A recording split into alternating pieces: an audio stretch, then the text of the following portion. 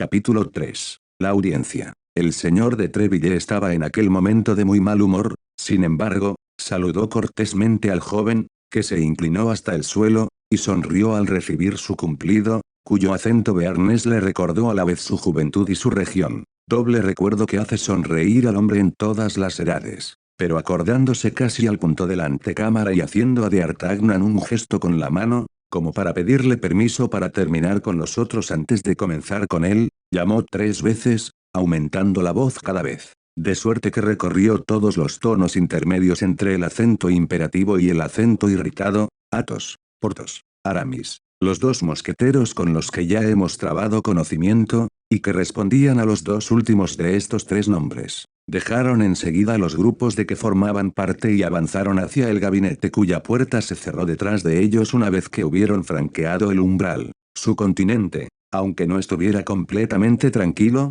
excitó sin embargo, por su abandono lleno a la vez de dignidad y de sumisión, la admiración de D'Artagnan, que veía en aquellos hombres semidioses, y en su jefe un Júpiter olímpico armado de todos sus rayos. Cuando los 2 mosqueteros hubieron entrado, cuando la puerta fue cerrada tras ellos, cuando el murmullo zumbante de la antecámara, al que la llamada que acababa de hacer les había dado sin duda nuevo alimento, hubo empezado de nuevo, cuando, al fin, el señor de Treville hubo recorrido 3 o 4 veces, silencioso y fruncido el ceño, toda la longitud de su gabinete pasando cada vez entre Porthos y Aramis, rígidos y mudos como en desfile se detuvo de pronto frente a ellos, y abarcándolos de los pies a la cabeza con una mirada irritada: «¿Sabéis lo que me ha dicho el rey?», exclamó, «y no más tarde que ayer noche». «¿Lo sabéis, señores?», no respondieron tras un instante de silencio los 2 mosqueteros. «No, señor, lo ignoramos, pero espero que haréis el honor de decírnoslo», añadió Aramis en su tono más cortés y con la más graciosa reverencia. «Me ha dicho que de ahora en adelante reclutará sus mosqueteros entre los guardias del señor cardenal».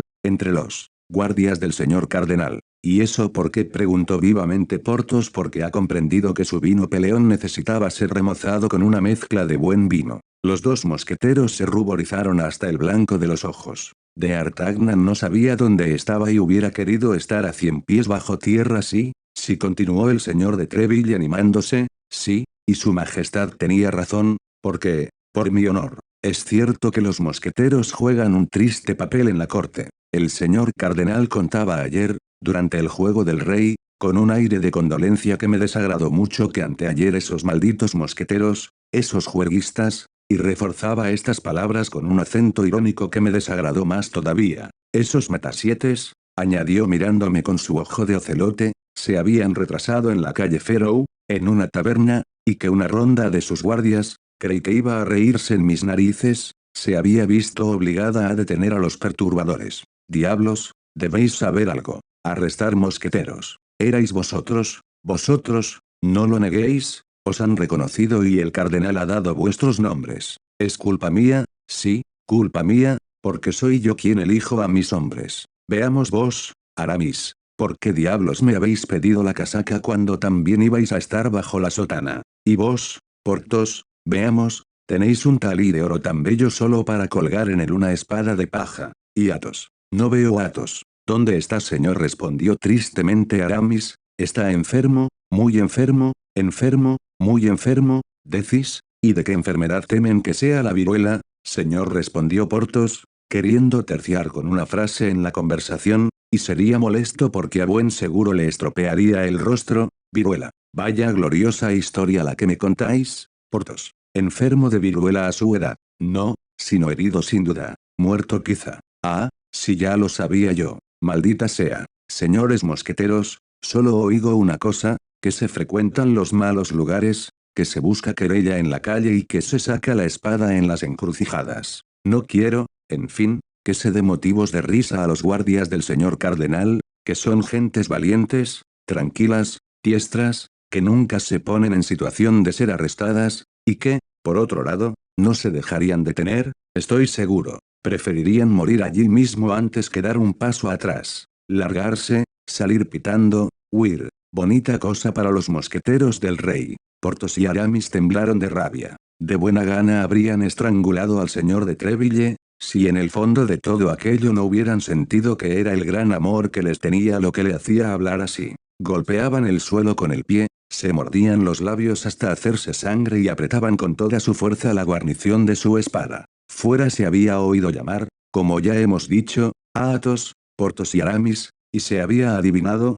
por el tono de la voz del señor de Treville, que estaba completamente encolerizado. 10 cabezas curiosas se habían apoyado en los tapices y palidecían de furia, porque sus orejas pegadas a la puerta no perdían sílaba de cuanto se decía, mientras que sus bocas iban repitiendo las palabras insultantes del capitán a toda la población de la antecámara. En un instante, desde la puerta del gabinete a la puerta de la calle, todo el palacio estuvo en ebullición. Los mosqueteros del rey se hacen arrestar por los guardias del señor cardenal, continuó el señor de Treville, tan furioso por dentro como sus soldados, pero cortando sus palabras y hundiéndolas una a una, por así decir, y como otras tantas puñaladas en el pecho de sus oyentes. ¡Ay! 6 guardias de su eminencia arrestan a 6 mosqueteros de su majestad. Por todos los diablos. Yo he tomado mi decisión. Ahora mismo voy al Louvre, presento mi dimisión de capitán de los mosqueteros del rey para pedir un tenientazgo entre los guardias del cardenal, y si me rechaza,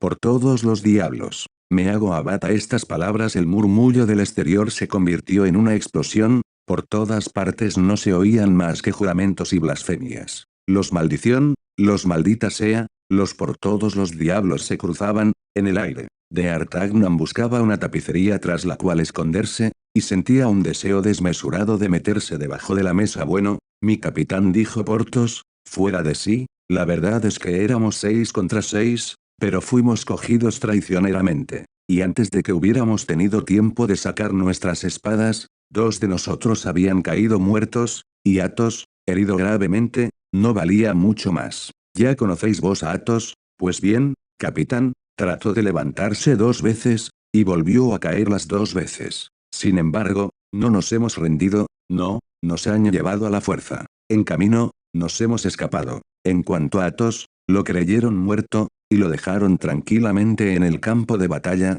pensando que no valía la pena llevarlo. Esa es la historia. ¿Qué diablos, capitán? No se ganan todas las batallas. El gran Pompeyo perdió la de Farsalia, y el rey Francisco I, que según lo que he oído decir valía tanto como él, perdió sin embargo la de Pavía y. Tengo el honor de aseguraros que yo maté a uno con su propia espada, dijo Aramis, porque la mía se rompió en el primer encuentro. ¿Matado o apuñalado, señor? Como más os plazca. Yo no sabía eso, prosiguió el señor de Treville en un tono algo sosegado. Por lo que veo, el señor cardenal exageró, pero, por favor, señor, continuó Aramis, que, al ver a su capitán aplacarse, se atrevía a aventurar un ruego. Por favor, señor, no digáis que el propio Athos está herido. Sería para desesperarse que llegara a oídos del rey, y como la herida es de las más graves, dado que después de haber atravesado el hombro ha penetrado en el pecho, sería de temer. En el mismo instante, la cortina se alzó y una cabeza noble y hermosa,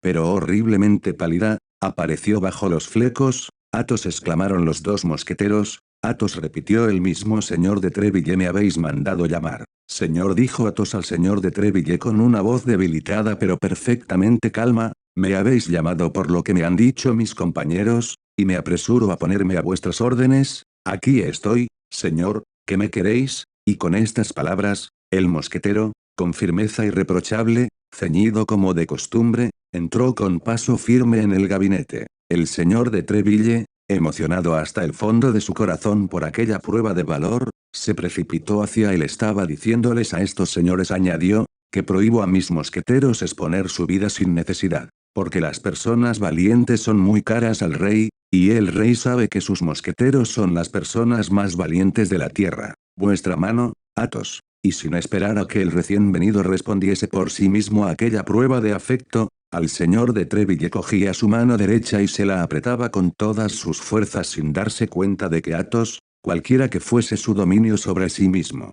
dejaba escapar un gesto de dolor y palidecía aún más, cosa que habría podido creerse imposible. La puerta había quedado entreabierta, tanta sensación había causado la llegada de Athos, cuya herida, pese al secreto guardado, era conocida de todos. Un murmullo de satisfacción acogió las últimas palabras del capitán, y 2 o 3 cabezas, arrastradas por el entusiasmo, aparecieron por las aberturas de la tapicería. Iba sin duda el señor de Treville a reprimir con vivas palabras aquella infracción a las leyes de la etiqueta, cuando de pronto sintió la mano de Athos crisparse en la suya, y dirigiendo los ojos hacia él se dio cuenta de que iba a desvanecerse. En el mismo instante, Athos, que había reunido todas sus fuerzas para luchar contra el dolor, vencido al fin por él, cayó al suelo como si estuviese muerto. Un cirujano, gritó el señor de Treville. El mío, el del rey, el mejor. Un cirujano. Si no, maldita sea, mi valiente Athos va a morir. A los gritos del señor de Treville todo el mundo se precipitó en su gabinete sin que él pensara en cerrar la puerta a nadie,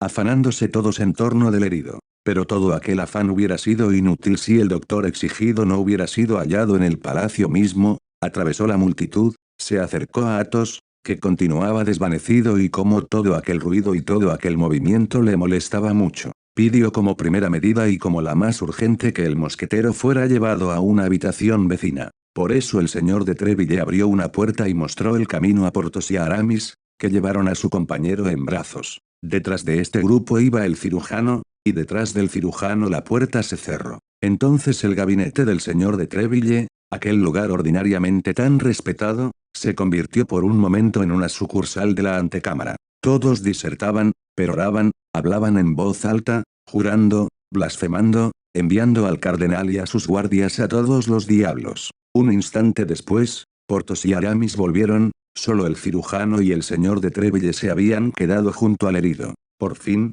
el señor de Treville regresó también. El herido había recuperado el conocimiento, el cirujano declaraba que el estado del mosquetero nada tenía que pudiese inquietar a sus amigos, habiendo sido ocasionada su debilidad pura y simplemente por la pérdida de sangre. Luego el señor de Treville hizo un gesto con la mano y todos se retiraron excepto de D'Artagnan, que no olvidaba que tenía audiencia y que, con su tenacidad de Gascón, había permanecido en el mismo sitio. Cuando todo el mundo hubo salido y la puerta fue cerrada, el señor de Treville se volvió y se encontró solo con el joven. El suceso que acababa de ocurrir le había hecho perder algo el hilo de sus ideas. Se informó de lo que quería el obstinado solicitante. D'Artagnan entonces dio su nombre, y el señor de Treville, trayendo a su memoria de golpe todos sus recuerdos del presente y del pasado, se puso al corriente de la situación. Perdón, le dijo sonriente, perdón, querido compatriota. Pero os había olvidado por completo. ¿Qué creéis?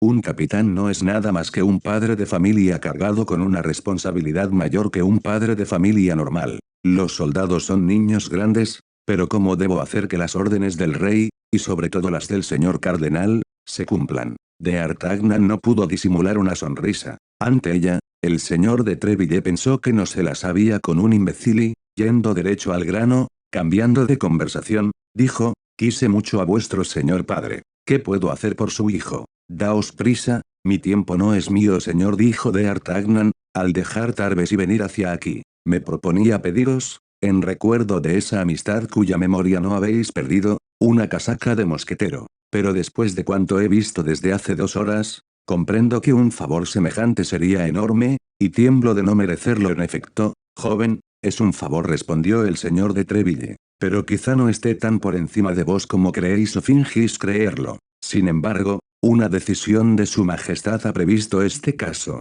y os anuncio con pesar que no se recibe a nadie como mosquetero antes de la prueba previa de algunas campañas, de ciertas acciones de brillo, o de un servicio de 2 años en algún otro regimiento menos favorecido que el nuestro. D'Artagnan se inclinó sin responder nada. Se sentía aún más deseoso de endosarse el uniforme de mosquetero desde que había tan grandes dificultades en obtenerlo, pero prosiguió Treville fijando sobre su compatriota una mirada tan penetrante que se hubiera dicho que quería leer hasta el fondo de su corazón. Pero por vuestro padre, antiguo compañero mío, como os he dicho, quiero hacer algo por vos, joven. Nuestros cadetes de Bearn no son por regla general ricos, y dudo de que las cosas hayan cambiado mucho de cara desde mi salida de la provincia. No debéis tener, para vivir, demasiado dinero que hayáis traído con vos. D'Artagnan se irguió con un ademán orgulloso que quería decir que él no pedía limosna a nadie. Está bien, joven, está bien, continuó Treville, ya conozco esos ademanes.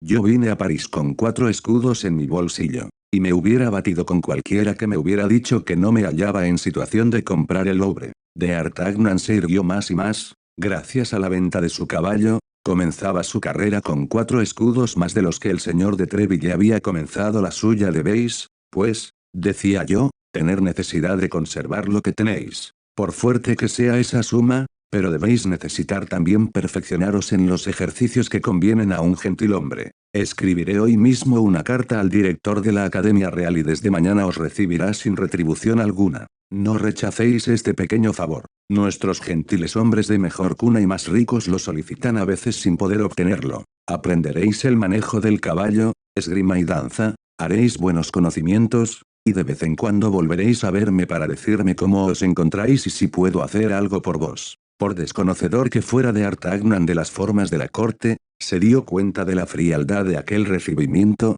Desgraciadamente, señor, dijo, veo la falta que hoy me hace la carta de recomendación que mi padre me había entregado para vos. En efecto, respondió el señor de Treville, me sorprende que hayáis emprendido tan largo viaje sin ese viático obligado. Único recurso de nosotros los bearneses la tenía, señor, y, a Dios gracias, en buena forma, exclamó de Artagnan, pero me fue robada pérfidamente. Y contó toda la escena de Meung, describió al gentilhombre desconocido en sus menores detalles, todo ello con un calor y una verdad que encantaron al señor de Treville. Sí que es extraño, dijo este último pensando. Habíais hablado de mí en voz alta. Sí, señor, sin duda cometí esa imprudencia. ¿Qué queréis? Un nombre como el vuestro debía servirme de escudo en el camino. Juzgad si me puse a cubierto a menudo. La adulación estaba muy de moda entonces, y el señor de Treville amaba el incienso como un rey o como un cardenal. No pudo impedirse por tanto sonreír con satisfacción visible,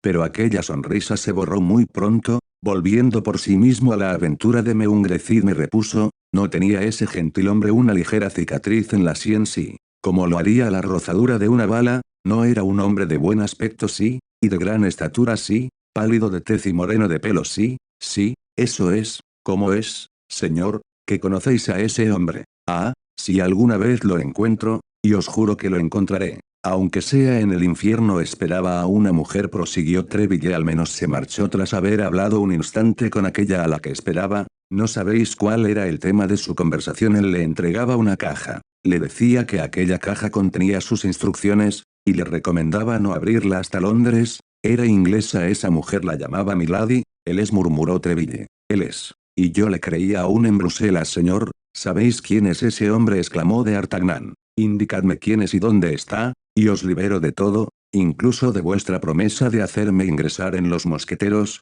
porque antes que cualquier otra cosa quiero vengarme. Guardaos de ello, joven, exclamó Treville. Antes bien, si lo veis venir por un lado de la calle, pasad al otro. No os enfrentéis a semejante roca, os rompería como a un vaso. Eso no impide, dijo de Artagnan, que si alguna vez lo encuentro. Mientras tanto, prosiguió Treville, no lo busquéis. Si tengo algún consejo que daros. De pronto Treville se detuvo, impresionado por una sospecha súbita. Aquel gran odio que manifestaba tan altivamente el joven viajero por aquel hombre que, cosa bastante poco verosímil, le había robado la carta de su padre. Aquel odio no ocultaba alguna perfidia. ¿No le habría sido enviado aquel joven por su eminencia? ¿No vendría para tenderle alguna trampa? Ese presunto de Artagnan no sería un emisario del cardenal que trataba de introducirse en su casa, y que le habían puesto al lado para sorprender su confianza y para perderlo más tarde, como 1000 veces se había hecho. Miró a de Artagnan más fijamente aún que la vez primera.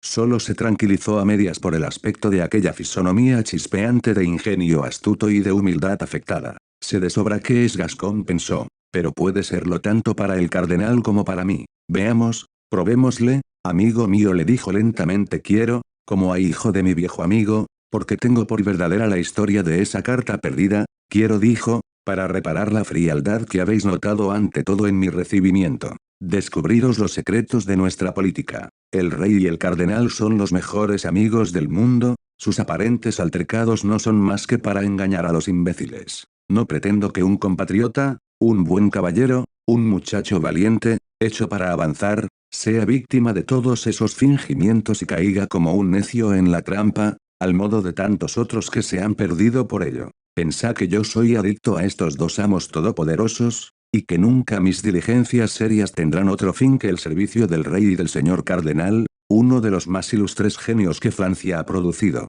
Ahora, joven, regulad vuestra conducta sobre esto, y si tenéis, bien por familia, bien por amigos, bien por propio instinto, alguna de esas enemistades contra el cardenal semejante a las que vemos manifestarse en los gentiles hombres. Decidme adiós y despidámonos. Os ayudaré en 1000 circunstancias, pero sin relacionaros con mi persona. Espero que mi franqueza, en cualquier caso, os hará amigo mío, porque sois, hasta el presente, el único joven al que he hablado como lo hago. Treville se decía aparte para sí, si el cardenal me ha despachado a este joven zorro, a buen seguro, él, que sabe hasta qué punto lo execro, no habrá dejado de decir a su espía que el mejor medio de hacerme la corte es echar pestes de él, así. Pese a mis protestas, el astuto compadre va a responderme con toda seguridad que siente horror por su eminencia. Ocurrió de muy otra forma a como esperaba Treville. De Artagnan respondió con la mayor simplicidad: señor, llego a París con intenciones completamente idénticas.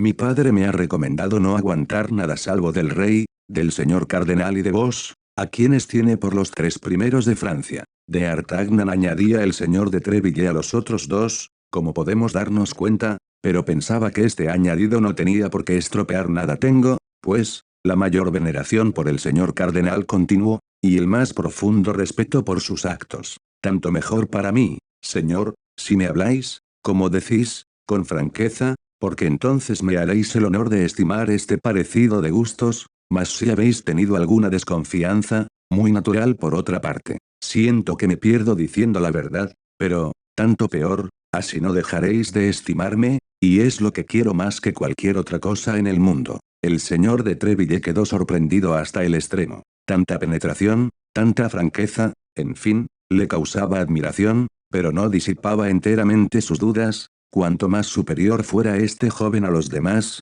tanto más era de temer si se engañaba. Sin embargo, apretó la mano de D'Artagnan, y le dijo: sois un joven honesto, pero en este momento no puedo hacer nada por vos más que lo que os he ofrecido hace un instante. Mi palacio estará siempre abierto para vos. Más tarde, al poder requerirme a todas horas y por tanto aprovechar todas las ocasiones, obtendréis probablemente lo que deseáis obtener. Eso quiere decir, señor, prosiguió D'Artagnan, que esperáis a que vuelva digno de ello. Pues bien, estad tranquilo, añadió con la familiaridad del gascón, no esperaréis mucho tiempo. Y saludó para retirarse como si el resto corriese en adelante de su cuenta. Pero esperad, dijo el señor de Treville deteniéndolo, os he prometido una carta para el director de la academia. Sois demasiado orgulloso para aceptarla, mi joven gentilhombre. No, señor, dijo D'Artagnan, os respondo que no ocurrirá con esta como con la otra. La guardaré tan bien que os juro que llegará a su destino, y hay de quien intente robármela.